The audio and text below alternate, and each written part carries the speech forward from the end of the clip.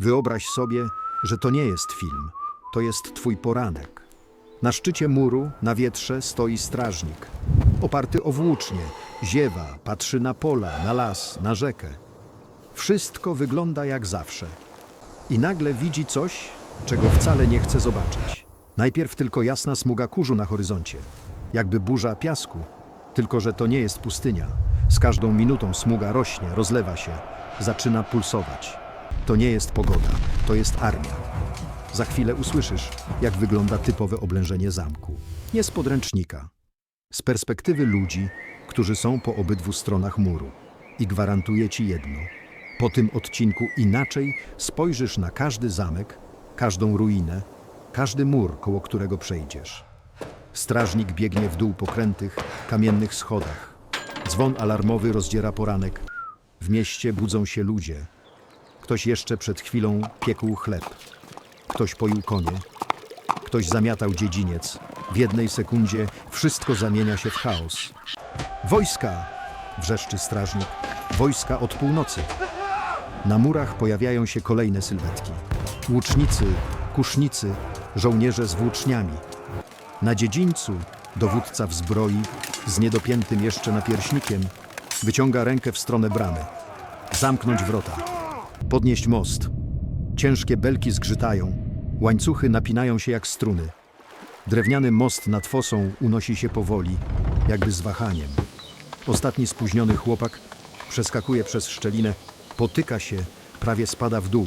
Ktoś łapie go za kołnierz, most znika, brama zatrzaskuje się z hukiem. Zamek oficjalnie jest w środku, wojna na zewnątrz. Minuty mijają. Kurz na horyzoncie zmienia się w rzędy włóczni, połyskujących hełmów i chorągwi. Widzisz ich z góry. To nie jest banda rozbójników. To zorganizowana armia. Najpierw kawaleria zwiadowcza, lekko, szybko. Potem cięższa jazda. Za nimi kolumny piechoty i to, co jest najgorszą wiadomością dla każdego zamku. Wozy pełne drewna, lin, wielkich kamieni. Nikt nie bierze tyle drewna na weekendowy wypad. To jest drewno na machiny oblężnicze. Armia rozlewa się po polu jak rozlany atrament.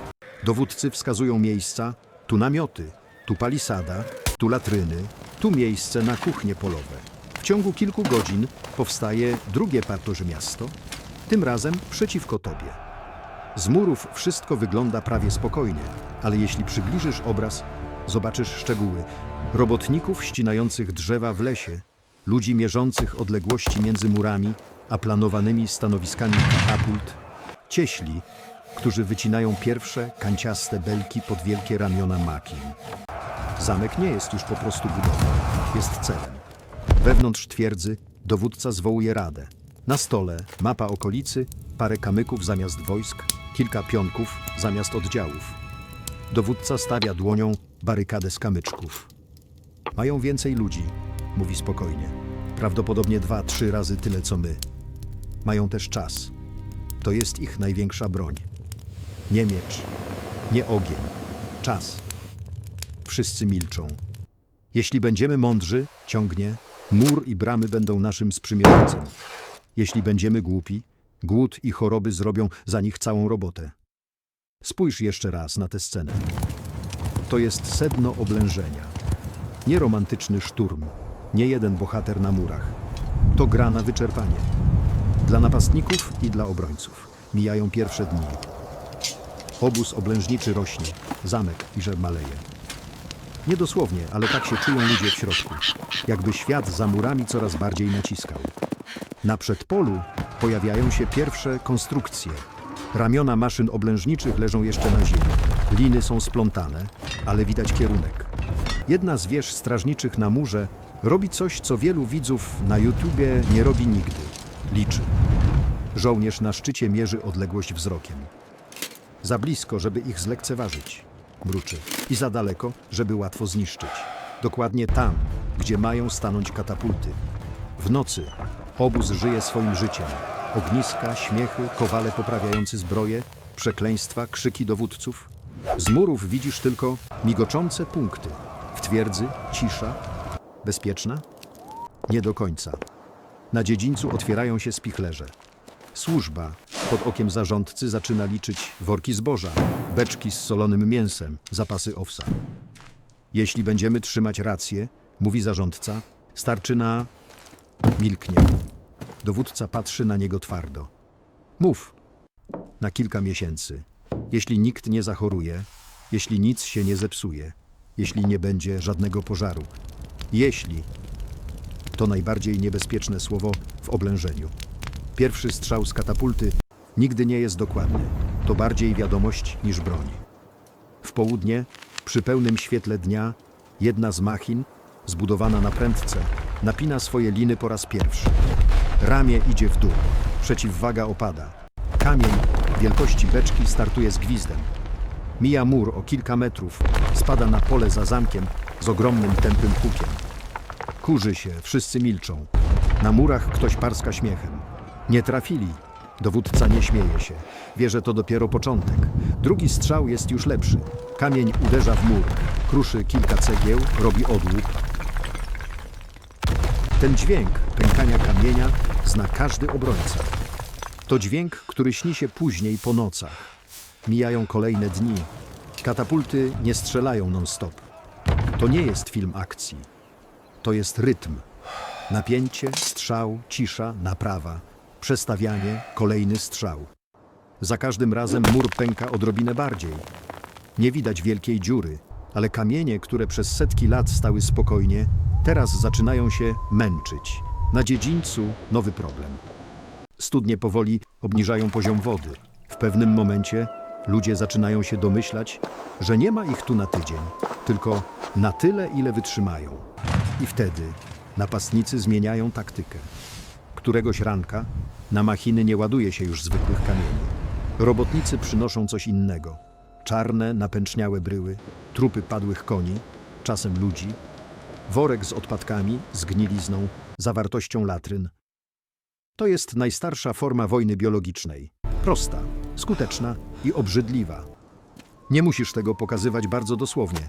Wystarczy, że widzisz z murów, jak takie cielsko leci nad fosą, spada na dziedziniec i rozbryzguje się, zostawiając smród, którego nie da się zmyć.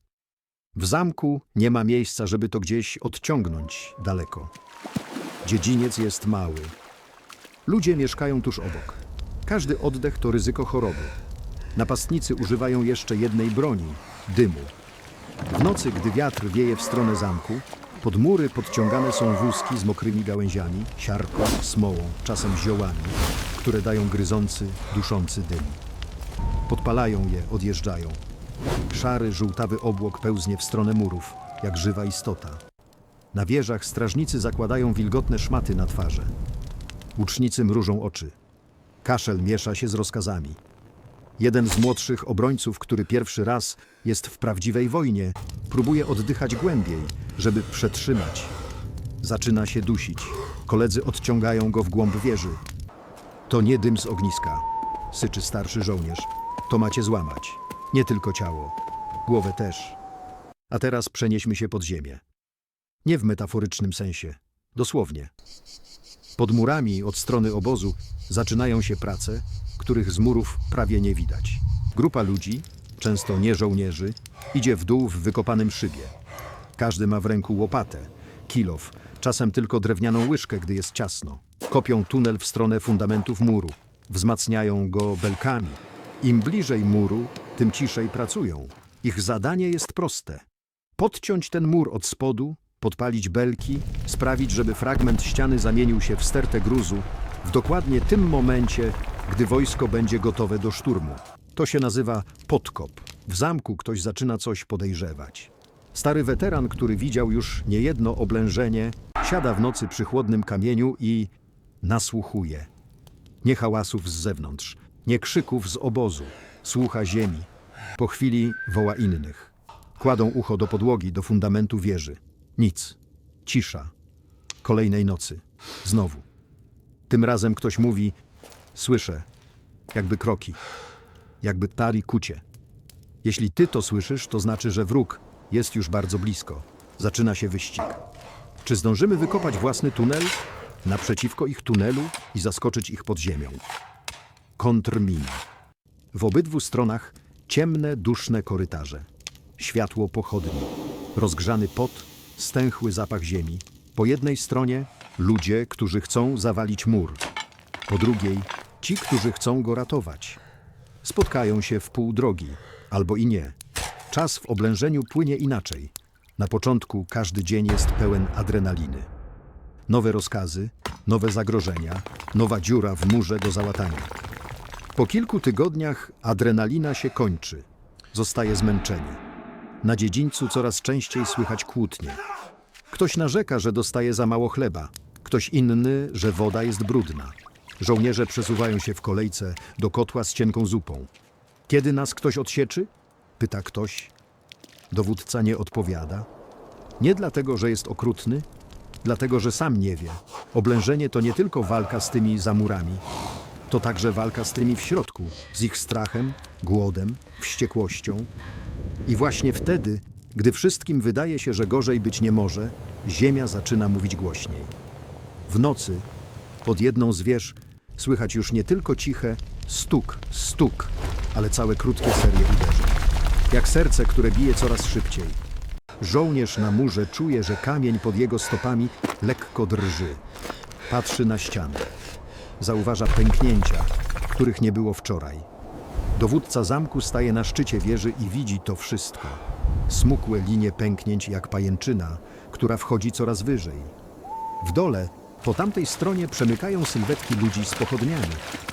Ostatnie belki w tunelu pod murem są smarowane smołą. Układane na nich są stosy chrustu. Jedna iskra, jedna pochodnia. Tunel zamienia się w piec. Belki, które trzymają fundament, zaczynają się palić. Drewno trzeszczy, żar zjada je po kawałku. Kamień nad nimi zostaje przez chwilę zawieszony w niczym. W zamku ludzie czują to, zanim to zobaczą. Najpierw ciche, głuche jakby ktoś włączył ogromny bęben pod ziemią. Potem jeden mocniejszy wstrząs. Kurz sypie się z sufitu. Ktoś krzyczy: mur! Wszyscy patrzą na tę jedną ścianę, która przez całe oblężenie była po prostu murem. Teraz wygina się minimalnie, jakby oddech. Przez ułamek sekundy czas staje w miejscu. Dla obrońców to chwila czystego strachu, dla napastników napięcia, czy plan zadziałał. I wtedy zatrzymajmy ten obraz. Zamroźmy ten mur dokładnie w tej sekundzie, gdy jeszcze stoi, ale już wie, że za moment runie. Bo żeby naprawdę zrozumieć, co wydarzy się za kilka sekund, musimy rozebrać to oblężenie na części. Podkopy, katapulty, dymy, głód i psychologię ludzi po obu stronach. I tym właśnie zajmiemy się w dalszej części. Zatrzymaliśmy ten mur w ostatniej sekundzie. Jeszcze stoi, ale już wie, że za chwilę się rozsypie. Zanim pozwolimy mu runąć, cofnijmy się o krok. Nie w czasie, tylko w głowie. Bo żeby zrozumieć, co naprawdę dzieje się w tej jednej chwili, musimy zobaczyć całe oblężenie od środka, jak z lotu ptaka i jak z podziemi. Wyobraź sobie, że siedzisz nad wielką makietą. Na środku twierdza. Dookoła niej obóz. Pomiędzy nimi pas ziemi niczyjej, pełen błota, trupów i strachu. To, co dla mieszkańców zamku jest końcem świata, dla kogoś patrzącego z góry jest po prostu planem. Zacznijmy od najważniejszego pytania, jakie zadaje sobie każdy, kto chce kogoś oblegać. Czy nas na to stać? I nie chodzi o złoto. Chodzi o czas, ludzi i jedzenie. Dowódca armii, która teraz stoi pod murami, zrobił to, czego obrońcy nienawidzą. Przeliczył wszystko na dni. Ile bochenków chleba dziennie zjada jego wojsko? Ile zboża trzeba na te bochenki? Ile drewna spali kuchnia? Ile siana zje koń? Ile dni mogą tu siedzieć, zanim sami zaczną głodować? Oblężenie to logistyczny koszmar. Kiedy widzisz armię pod zamkiem, tak naprawdę patrzysz na wielki głodny organizm, który musi jeść, pić i nie umrzeć, zanim przeciwnik się podda. Dlatego nigdy nie oblega się byle jakiego zamku. Cel musi być ważny. Kluczowa przeprawa, bogate miasto, zbuntowany pan, którego trzeba złamać przy wszystkich. Każdy dzień oblężenia to jest rachunek. Dzień dłużej to więcej zboża, więcej chorób, więcej ryzyka. Jeśli zamek jest słaby, opłaca się szturmować szybko. Jeśli silny, lepiej go dusić. W naszym przypadku Dowódca uznał, że twierdza jest ważna i że warto zaryzykować długą grę. Spójrz na obóz. Na pierwszy rzut oka same namioty, ale każdy namiot, każde ognisko, każda linia palisady ma swoje zadanie. Najpierw stawia się linie oblężnicze, zewnętrzną, żeby nikt z zewnątrz nie przerwał oblężenia, wewnętrzną skierowaną w stronę zamku, żeby nikt z niego nie uciekł. To są jak dwa pierścienie zaciskające się wokół szyi. Między nimi namioty żołnierzy, kuchnie, stajnie, magazyny, miejsce dla rannych, latryny. Tak, nawet latryny są ważne, źle zorganizowane i choroby zabiją więcej ludzi niż wrogi miecz. Na skraju obozu powstają stanowiska machin. Tam, gdzie jest najlepsza odległość do murów. Nie za blisko, żeby łucznicy z zamku ich nie zmasakrowali. Nie za daleko, żeby pociski doleciały. To, co dla mieszkańców twierdzy wygląda jak chaotyczny bałagan, w głowie dowódcy jest poukładane jak plansza do gry. Teraz przyjrzyjmy się tym, którzy mieli ciebie rozbić, jeszcze zanim zaczną kopać pod murem. Machiny oblężnicze, trebusze, katapulty, balisty, tarany, czasem wieże oblężnicze. Nie musisz znać wszystkich nazw. W praktyce to wszystko są sposoby na jedno. Albo zrobić dziurę w murze, albo podpalić to, co jest za nim, albo zabić tych, którzy stoją na górze. Najprostszy obraz? Trebusz, wielki kij na huśtawce z przeciwwagą. Z jednej strony kamień, z drugiej ciężar. Przeciwwaga spada, ramię idzie w górę, pocisk leci. Katapulta. Sprężyste drewno napinane linami, jak gigantyczny łuk. Balista. Ogromna kusza, strzelająca wielkimi bełtami lub włóczniami. Dla widza to efekt specjalny. Dla żołnierza na murze. Loteria. Czy ten kamień trafi w mur obok? Czy dziś w ciebie? Jak wygląda taki dzień, gdy machiny są już gotowe? Rano napięcie. Czekasz na pierwszy strzał. Słyszysz komendę, szum, trzask. Kamień leci. Wszyscy wstrzymują oddech. Potem huk, kurz, krzyki. W południe rytm, strzał, ładowanie, poprawianie, przerwa. Strzał, ładowanie, poprawianie, przerwa. Wieczorem zmęczenie. Masz dość hałasu, ale cisza jest gorsza, bo wtedy słyszysz tylko własne myśli. Jeśli jesteś obrońcą, wiesz, że mur nie jest wieczny. Każdy kolejny pocisk to jak uderzenie młotkiem w tę samą rysę. Ale sama kamienna rzeźnia to za mało, żeby złamać zamek. Dlatego oblężający sięgają po rzeczy, o których podręczniki milczą, a o których mówią ludzkie żołądki i płuca. Smród i choroba. Te gnijące ciała, worki z odpadkami, o których już wspomnieliśmy, nie biorą się znikąd. Ktoś musiał je zebrać, załadować, związać. To jest praca obrzydliwa nawet dla żołnierza, który widział niejedno. Dlaczego to robią? Bo to działa. W małej przestrzeni zamku każdy taki prezent to bomba biologiczna. Brakuje miejsca, żeby to wyrzucić daleko. Brakuje wody, żeby wszystko dobrze zmyć. Brakuje mydła, lekarzy, wiedzy o bakteriach. Nie musisz znać słowa bakteria, żeby wiedzieć, że po takim upadku gnijącego trupa ludzie zaczynają chorować. Widzisz to po oczach, po skórze, po kaszlu. Im słabsi są ludzie, tym słabszy jest mur. Mur nie broni się sam. Bronią go ci, którzy na nim stoją. A teraz zejdźmy niżej. Jeszcze niżej. Do miejsca, gdzie nie ma ani słońca, ani świeżego powietrza, ani honoru. Wojna pod ziemią. Podkop to niby prosta idea. Kopiesz tunel do fundamentu muru, zdejmujesz z niego podstawę, podpalisz to, co go trzyma, mur się wali. W praktyce to czyste piekło. Tunel jest wąski, niski, duszny. Powietrze stoi. Pochodnie duszą. Ziemia sypie się na plecy. Masz wrażenie, że sufit zaraz się na ciebie zsunie. Czasem tak się dzieje. Kopacze, często gorsi od zwykłego żołnierza, pracują w ciszy. Im bliżej muru, tym ciszej, bo każdy stuk odezwie się po drugiej stronie. Po kilku dniach nie patrzą już na zamek jak na zamek.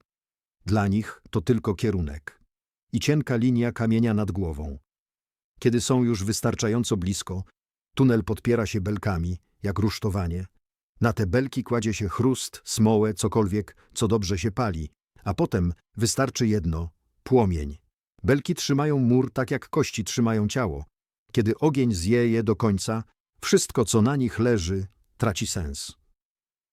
Zanim to jednak nastąpi, obrońcy też mają swoją broń. Na słuch. Wróćmy na chwilę na górę, do naszej twierdzy. Widzisz żołnierza, który kładzie ucho na kamieniu. To nie scena z filmu, tak naprawdę robiono. W ciszy nocy ziemia robi się głośna. Najpierw nic, potem jakby kropla wody co jakiś czas, potem 2 uderzenia, potem całe serie. Im bliżej są wrogie kilofy, tym dźwięk bardziej przypomina stukanie w bęben. Jeśli obrońcy zdążą, próbują kopać kontrtunel. W praktyce wygląda to tak. Oni kopią w jedną stronę, ty w drugą. Nie wiesz, czy się miniecie, czy zderzycie łopatami twarzą w twarz. Zdarzały się pod ziemią małe bitwy, o których nikt nie napisał poematu. Żadnych sztandarów, żadnych trąb. Tylko kilka osób w dziurze, duszących się od dymu i kurzu. Jeśli ci z zamku zdążą i uda im się zwalić tunel napastników, mur żyje dalej.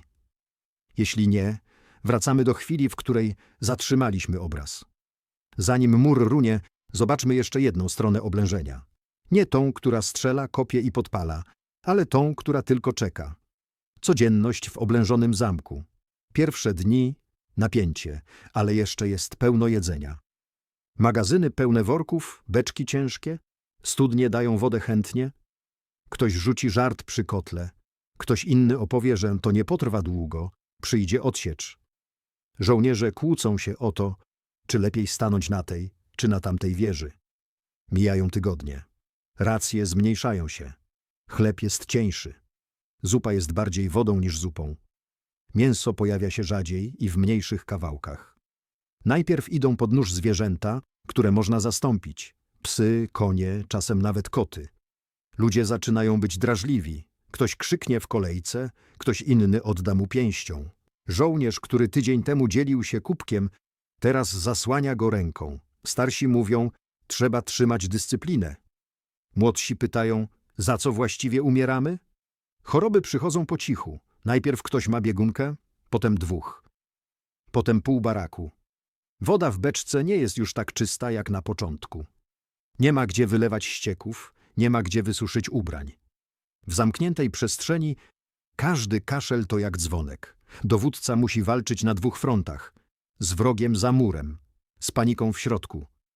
I wreszcie dochodzimy do tego punktu, który zatrzymaliśmy, jak stopklatkę. Podkop został podpalony. Belki się dopalają. Tunel pod murem zamienia się w rozgrzane powietrze. Na górze czujesz to w kolanach, zanim zobaczysz oczami.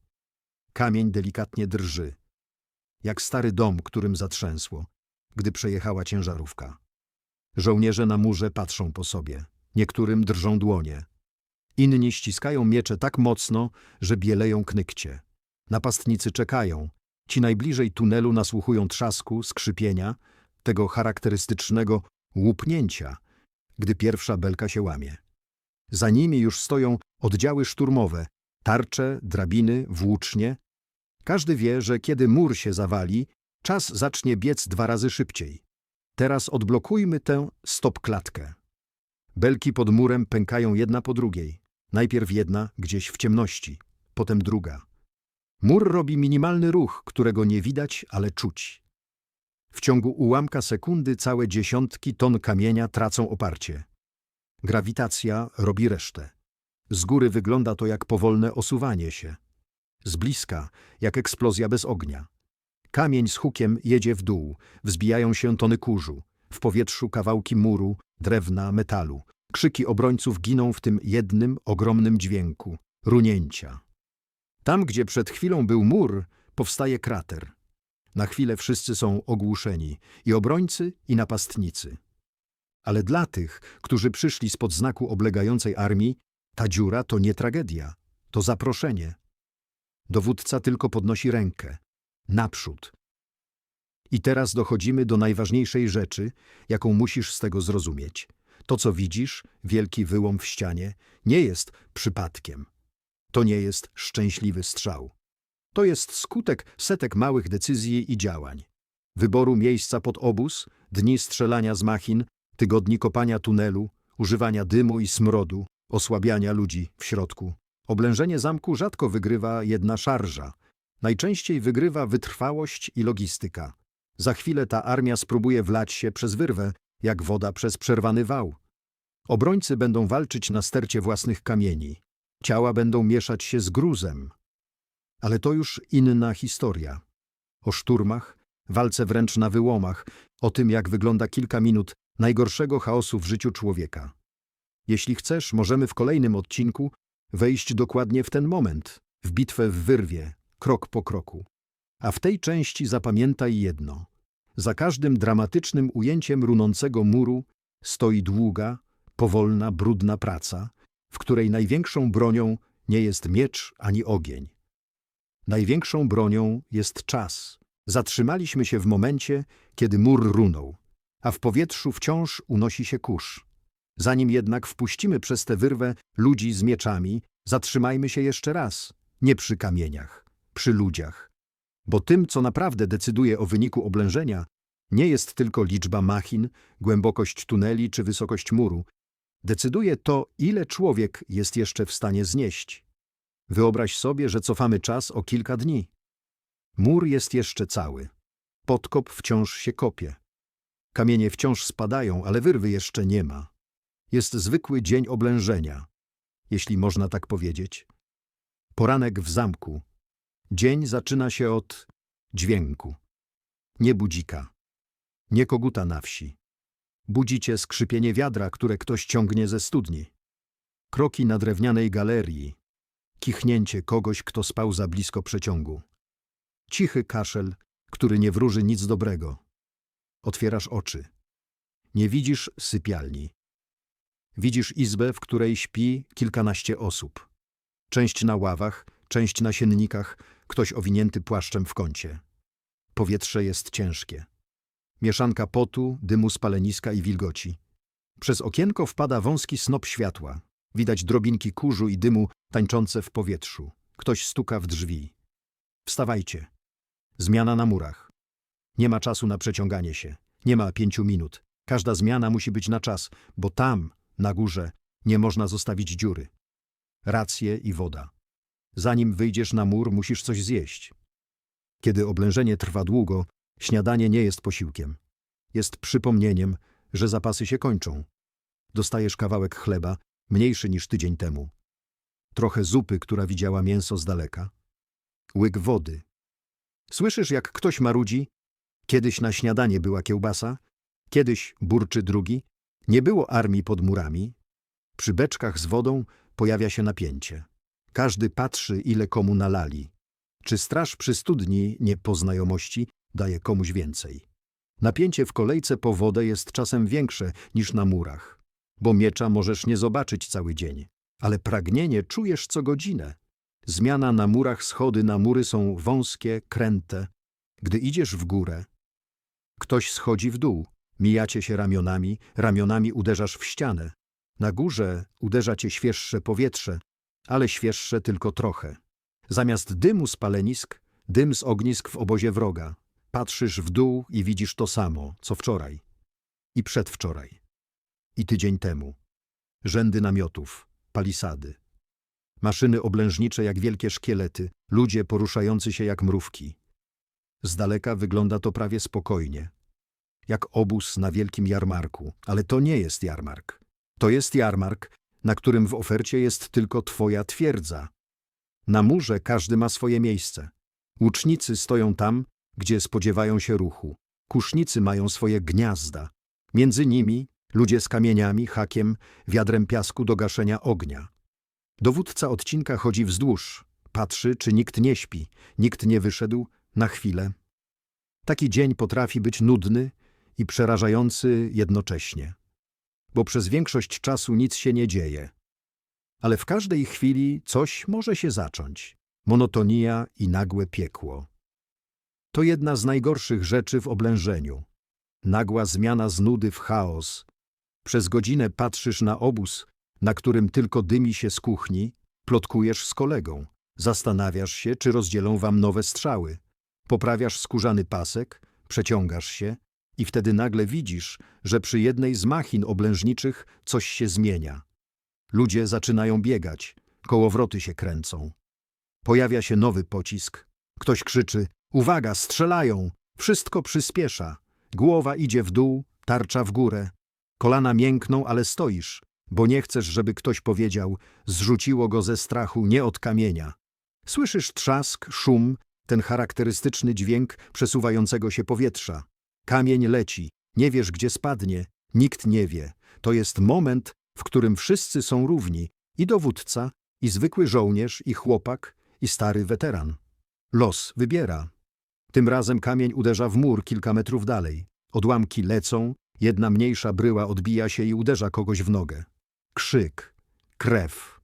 Chwilę później znowu jest prawie spokojnie, jak po grzmocie. I znowu wraca monotonia, która już nie jest całkiem monotonią, bo wiesz, że taki grzmot wróci. Plotki jako broń, im dłużej trwa oblężenie, tym większą bronią stają się słowa. Słyszałeś? Pyta ktoś przy kotle z zupą. Podobno król nie przyjdzie z odsieczą. Podpisali układ. Bzdura, odpowiada drugi. Mój kuzyn służy u tamtego księcia. Mówił, że już ruszyli. To dlaczego ich nie ma? Wtrąca się trzeci. Nikt nie wie, jaka jest prawda. Ale samo to, że o tym rozmawiają, ma znaczenie. Plotki osłabiają albo wzmacniają morale bardziej niż niejedna stracona strzała.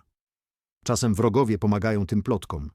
Pod murami mogą krzyczeć: poddajcie się, nikt po was nie idzie, jesteście sami. Mogą podrzucać listy na strzałach. Mogą puszczać pojmanych jeńców, którzy mówią prawdę, taką, jaką wróg chce, żebyście usłyszeli. Dowódcy w zamku muszą decydować, ile prawdy powiedzieć swoim ludziom. Powiedzieć wprost: nikt po nas nie idzie, jesteśmy zdani sami na siebie? Czy trzymać ich nadzieją, nawet jeśli sam w nią już nie wierzy? Oblężenie testuje nie tylko mur, testuje także uczciwość i okrucieństwo dowódcy. Strach przed własnymi ludźmi, w pewnym momencie zagrożenie z zewnątrz zaczyna być mniej oczywiste niż zagrożenie w środku. Wyobraź sobie, że jesteś dowódcą tej twierdzy. Zegar tyka. Zapasy maleją. Na murach coraz więcej rannych, w salach coraz więcej chorych. I pewnego wieczoru przychodzi do ciebie zaufany oficer i mówi półgłosem: Panie, wśród mieszczan mówi się, że jeśli nie otworzymy bram, zrobią to za nas. To jest jeden z najgorszych momentów, bo od tej chwili musisz pilnować nie tylko wroga pod murami, ale i ludzi wewnątrz. Możesz zaostrzyć kary, wieszać za bunt, dawać przykład surowości, albo próbować przekonać obietnicą, że już blisko, jeszcze trochę. Każda decyzja ma cenę. Zbyt duża surowość i ludzie pękają, gotowi otworzyć bramy w desperacji. Zbyt miękkie podejście i dyscyplina się rozlatuje. Codzienność w obozie oblegających, przenieśmy się na drugą stronę. Bo to nie jest tak, że oblegający mają wygodnie. Tak, mogą polować, rabować okolice, mają więcej przestrzeni, ale też żyją w napięciu. Spanie w namiotach, w błocie, w deszczu, w zimnie. Choroby przechodzą od ogniska do ogniska. Wódz zaczyna tracić cierpliwość, gdy dni zamieniają się w tygodnie. Dla zwykłego żołnierza każdy kolejny dzień bez ostatecznego szturmu to kolejne kopanie rowów, kolejne noszenie bali, kolejne budowanie umocnień, kolejne ryzyko udaru od słońca albo zapalenia płuc od deszczu. Kiedy oblężenie się przeciąga, nawet odważni zaczynają zadawać pytania: czy warto o ten zamek? Czy wodzowi nie chodzi tylko o prywatną zemstę? Czy nie lepiej ruszyć gdzie indziej, na łatwiejszy łup? Dowódca oblegających też musi walczyć z czasem i morale. Jeśli jego ludzie uwierzą, że oblężenie jest bez sensu, coraz trudniej będzie im kazać biec pod mur, w deszczu kamieni i strzał. Wojna na pokaz. Czasami, zanim dojdzie do szturmu, odbywa się coś w rodzaju teatru. Pod murami pojawiają się posłańcy, z białymi chorągwiami, z listami. Pan mój proponuje wam poddanie na takich warunkach, czyta herold, a tłum na murach milknie. Warunki brzmią lepiej niż śmierć z głodu, ale gorzej niż życie sprzed oblężenia. Może.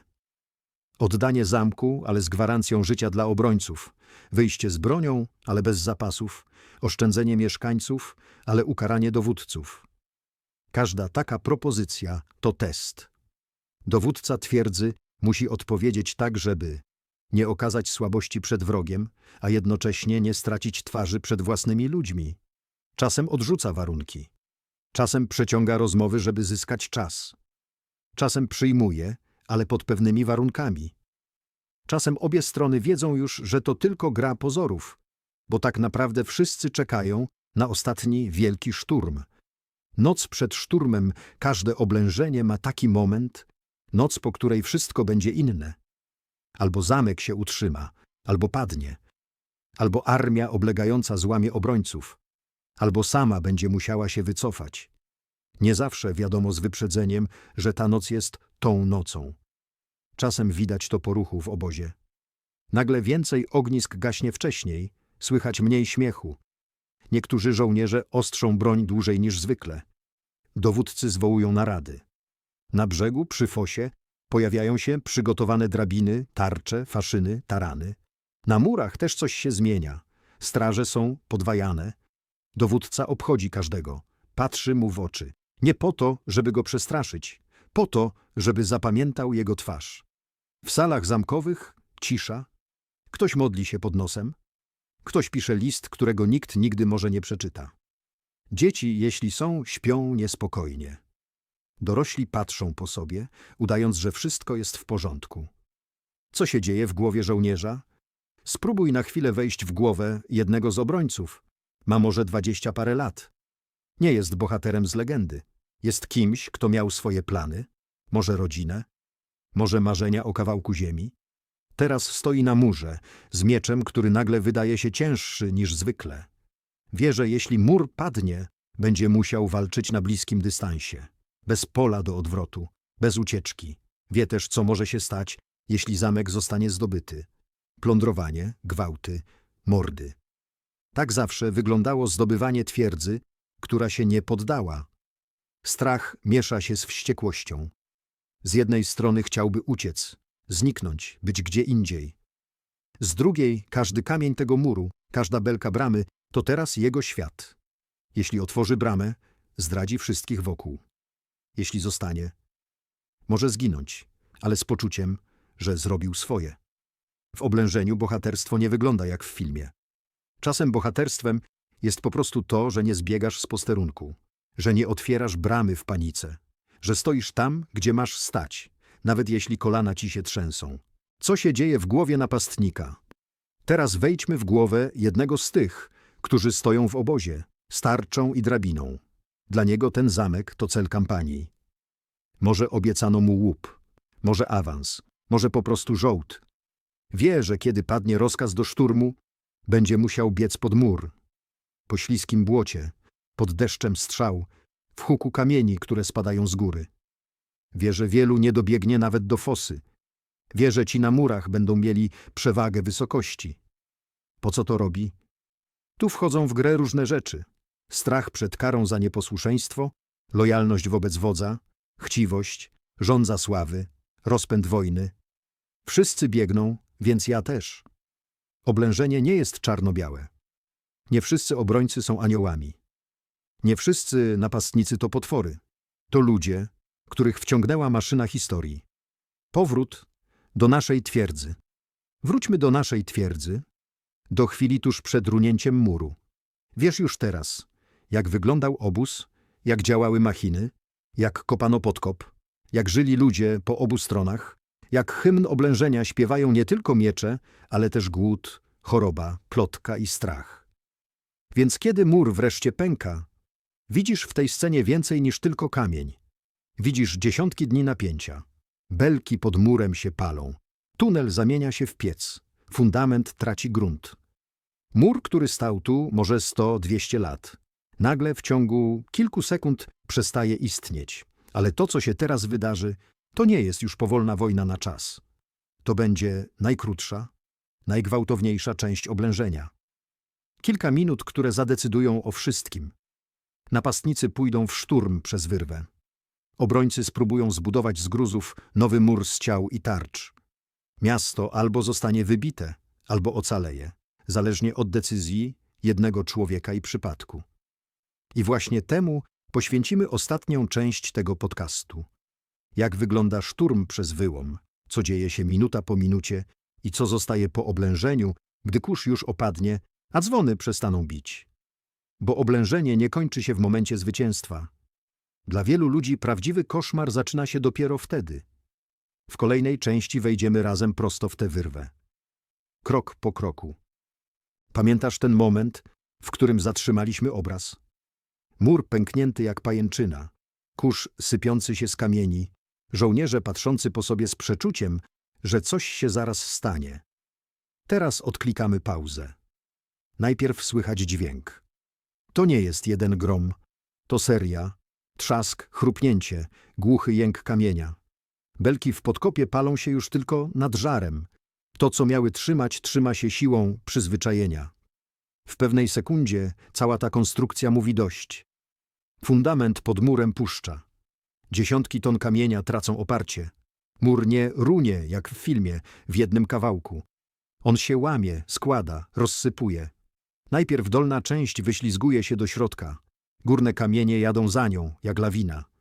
Dla ludzi na murze to wygląda, jakby ziemia nagle odsunęła im się spod nóg. Kurz w jednej chwili zasłania wszystko. Jeśli jesteś na górze, widzisz tylko szarość.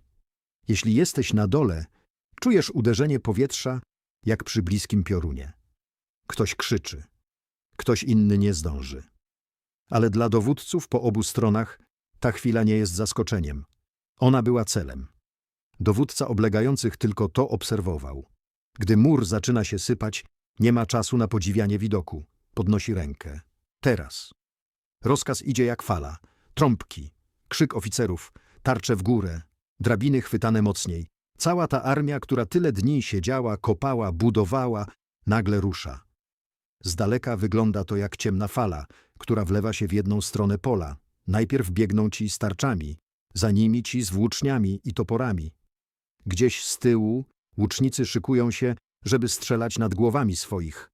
Z bliska to nie jest już fala. To są osoby, każda z własnym strachem. Jeden biegnie szybciej, bo chce być pierwszy i zapisać się. Drugi biegnie, bo boi się zostać z tyłu. Trzeci biegnie, ale przy każdym kroku myśli tylko, byle kamień nie trafił mnie teraz. W zamku też nikt nie ma czasu patrzeć na gruz jak na obraz. Dowódca widzi dziurę i rozumie jedno. Nie ma już muru. Jest wyłom. Na dół, wrzeszczy. Wszyscy na wyrwę. Żołnierze, którzy stali na innych odcinkach, biegną w stronę kurzu. Ktoś potyka się o kamień, ktoś gubi hełm. Na dole, przy samym wyłomie, jest najgorzej. Kamienie rozsypały się w kształt pochyłej rampy. To nie jest ładne wejście. To stos ostrych bloków, między którymi można skręcić kark. Ale właśnie po tym stosie za chwilę będą musieli wejść ci z zewnątrz. I właśnie na tym stosie obrońcy muszą ich zatrzymać. Wyobraź sobie, że jesteś jednym z tych, którzy dobiegają pierwsi. Jeszcze przed chwilą było tu podwórze przy murze. Teraz jest góra gruzu, pełna pyłu, połamanych desek, kawałków żelaza. Ktoś kaszle, ktoś wyciera oczy, ktoś przeklina. Stać w linii, wrzeszczy ktoś, kto ma trochę więcej odwagi albo po prostu głośniejszy głos. Tarcze do przodu. Ustawiają się na tyle, na ile pozwala teren. Nie jak na paradzie, równo w szeregu. Bardziej jak plama. Kto zdąży, gdzie stanie? Przed nimi kurz zaczyna opadać. I wtedy widzą to, czego się spodziewali, ale na co nikt nie jest tak naprawdę gotowy. Biegające w ich stronę sylwetki wrogów. Ze strony oblegających wygląda to tak, zbliżasz się do wyłomu. Widzisz gruz, słyszysz krzyki, czujesz w płucach pył. Strzały lecą z góry. Nie widzisz ich, dopóki nie trzasną o tarczę obok. Pod nogami błoto, kamienie, ktoś się przewraca, ktoś skacze nad nim. Z przodu, na gruzie, rysuje się linia tarcz, za nimi hełmy. To nie są anonimowe sylwetki. Widzisz twarze? Takie same jak twoja, tylko po złej stronie. W tej sekundzie wojna przestaje być mapą i planem. Zamienia się w kilka metrów przestrzeni, o które walczy się wszystkim, co się ma. Starcie w wyłomie nie jest długie, ale nie dlatego, że ktoś od razu wygrywa. Dlatego, że człowiek nie jest stworzony do takiej intensywności dłużej niż parę minut. Pierwsza linia uderza w pierwszą linię. Tarcza o tarczę, włócznia o włócznię. Łokieć w żebra, kolano w kamień. Nie słyszysz już rozkazów. Słyszysz tylko hałas. Metal, oddechy, krzyki, zadyszki, stuk kamieni. Ktoś traci równowagę, i spada w dół gruzu, ciągnąc za sobą kolejne osoby. Na tej ślizgawce z kamieni każdy nieostrożny krok kończy się turlaniem. Ci z tyłu pchają, ci z przodu cofają się, bo nie mają wyjścia. Tworzy się jeden wielki ścisk. Jeśli jesteś w środku, nie walczysz już tylko z wrogiem. Walczysz o miejsce na oddech. Dowódcy po obu stronach widzą ten ścisk i robią to, co odróżnia pyskówkę od dowodzenia. Napastnicy. Łucznicy, wysokim łukiem nad głowami. Strzelają tak, żeby strzały spadały na górę wyłomu, na obrońców. Obrońcy. Rezerwa na bok, obchodzić od prawej. Próbują uderzyć z boków tych, którzy już weszli w gruz. W tym całym chaosie są też ludzie, którzy nie mają broni w ręku. Cywile. Ktoś próbuje uciec z dzieckiem w stronę kościoła w zamku, bo wierzy, że tam będzie bezpieczniej. Ktoś inny zamyka się w piwnicy z tym, co zostało z dobytku. Ktoś klęka przed figurą świętego, bo nie ma już wpływu na nic więcej. Dla nich ta walka o wyrwę to nie jest kwestia honoru. To jest kwestia tego, co stanie się z nimi, jeśli napastnicy wejdą. A historia mówi jasno. To, jak traktuje się mieszkańców zdobytego miasta, zależy od tego, czy zamek się poddał, czy padł szturmem. W naszym oblężeniu dochodzi do momentu, w którym wszystko wisi na decyzji jednego człowieka. Dowódca twierdzy widzi wyłom, którego nie da się już naprawić, ludzi, którzy walczą ponad siły, kolejne oddziały wroga ściągane do szturmu. Wie też, ile zostało zapasów i czy jest jakakolwiek szansa na odsiecz. Jeśli oceni, że nie ma, ma tylko dwie drogi. Walczyć do końca, licząc na cud. Zatrzymać to, co zostało do uratowania i poddać twierdzę na jak najlepszych warunkach. Żadna z tych dróg nie jest romantyczna. Obie będą go kosztować resztę życia. Wyobraźmy sobie, że wybiera poddanie, nie wtedy, gdy żołnierze już są wyżynani w uliczkach, tylko jeszcze w momencie, kiedy ma resztki kontroli. Każe zatrąbić do przerwania walki. Wysyła posła do wroga z białą tkaniną. Ci, którzy są w środku kotła przy wyłomie, może nawet nie od razu to zauważają, bo w takim ścisku sygnałów się nie słyszy. Ale powoli krzyk walki zamienia się w krzyk kłótni. Miecze opadają. Ktoś jeszcze próbuje uderzyć, ktoś inny go powstrzymuje. Dowódca twierdzy wychodzi na dziedziniec, bez hełmu, z mieczem opuszczonym ostrzem w dół, za nim kilku oficerów, jeszcze w pełnym rynsztunku, ale już nie w bojowej pozycji. Naprzeciw wychodzi dowódca oblegających, otoczony strażą. Wszyscy dookoła milkną, na tyle, na ile mogą. To jest ta scena, która decyduje o tym, czy miasto zostanie wycięte, czy tylko zmieni właściciela. Rozmowa nie jest grzeczna. Nie ma tu, szanowny panie, pozwoli pan, że poddajesz zamek? Czy zapewnisz bezpieczeństwo moim ludziom? Rzuć miecz. Nie rusz cywilów. Dowódca oblegających wie, że jeśli przyjmie poddanie na uczciwych zasadach, jego ludzie mogą być rozczarowani, bo liczyli na łup. Wie też, że jeśli pozwoli na rzeź, następnym razem każdy zamek będzie bronił się do końca, bo nie będzie miał nic do stracenia. Czasem decyduje pragmatyzm, czasem duma, czasem czysta zemsta. Załóżmy, że w naszym przypadku wybiera twardszy, ale tam cywilizowany wariant. Zamek się poddaje. Załoga składa broń i wychodzi. Dowódca i część szlachty idą do niewoli. Mieszkańcy ocaleją, ale część ich dobra zostanie zabrana jako łup i odszkodowanie. To nadal jest tragedia dla tych ludzi, ale inna niż wtedy, gdy miasto padnie w pełnym szturmie. Po takim układzie obraz twierdzy szybko się zmienia. Jeszcze rano obrońcy stali na murach, teraz stoją tam żołnierze wroga. Stare chorągwie zrywają, nowe wciągają. Dla widza z zewnątrz inny herb, inny kolor. Dla ludzi w środku inny pan. Bronie składa się na stosy. Żołnierzy zamyka się w jednym skrzydle albo wyprowadza poza mury jako jeńców. Mieszkańcy dostają polecenia. Zostańcie w domach. Oddajcie broń. Przynieście tyle a tyle zapasów, tyle a tyle srebra. Ci, którzy jeszcze rano byli u siebie, teraz muszą się tłumaczyć z tego, że przetrwali. Obóz oblegających też się zmienia. Nie ma już potrzeby trzymać dwóch linii okopów. Zaczyna się pakowanie. Jedni żołnierze zostają jako załoga nowego pana, inni szykują się do marszu dalej. Dla nich ten zamek był tylko jednym z punktów na mapie, dla mieszkańców całym światem. Ale wojny rzadko się tym przejmują. A co, jeśli dowódca twierdzy nie zdąży podjąć decyzji albo nie chce jej podjąć? Wtedy mamy drugi wariant. Zdobycie szturmem. Tu nie ma warunków, tu nie ma czasu na rozmowy. Żołnierze, którzy przebili się przez wyłom, wierzą, że to, co zdobędą, należy się im za krew. Historycznie to często oznaczało rabunek domów, przemoc wobec mieszkańców, podpalenia, masowe zabijanie tych, którzy stawiali opór. Dla dowódcy to też jest problem, bo miasto spalone do fundamentów nie przynosi dużego zysku, ale w ogniu walki, po tylu dniach stresu, głodu i strachu, ludzie nie myślą jak księgowi, myślą jak ktoś, kto wreszcie może oddać. To dlatego tak ważne w historii oblężeń było, czy twierdza się podda, czy zostanie wzięta szturmem. Nie tylko dla honoru, dla życia. Niezależnie od wariantu, zakończenie oblężenia wygląda podobnie, gdy kurz opadnie. Najpierw jest hałas, krzyki, płacz, rozkazy, jęki, trzask drewna, brzdęk metalu. Potem przychodzi cisza, która nie jest prawdziwą ciszą. Słychać tylko rzeczy, których wcześniej nie było.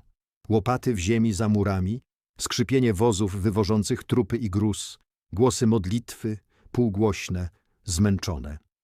Na polu pod murami zostają dziury po namiotach, ślady ognisk, porzucone elementy machin oblężniczych, czasem spalone koła, połamane ramiona trebuszy.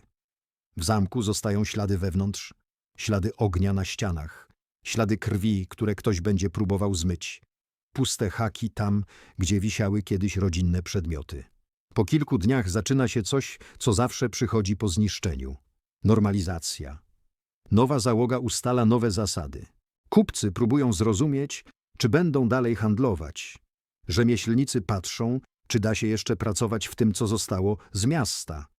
Na murach, tam gdzie wczoraj spadały kamienie, dziś widzisz rusztowania, nowe belki, ludzi wciągających kamienie na miejsce. Mur, który runął, będzie odbudowany. Może nie taki sam, może inny, wyższy, mocniejszy, może z nowym herbem. Ale dla następnych pokoleń to będzie ten sam zamek, tylko ci, którzy przeżyli oblężenie, będą patrzeć na każdą rysę w ścianie inaczej. I tu dochodzimy do ważnej rzeczy, która zamyka ten podcast. Dzisiaj, kiedy idziesz zwiedzać ruiny zamku, widzisz ładny widok, zdjęcie na Instagrama, romantyczną historię o rycerzach i damach.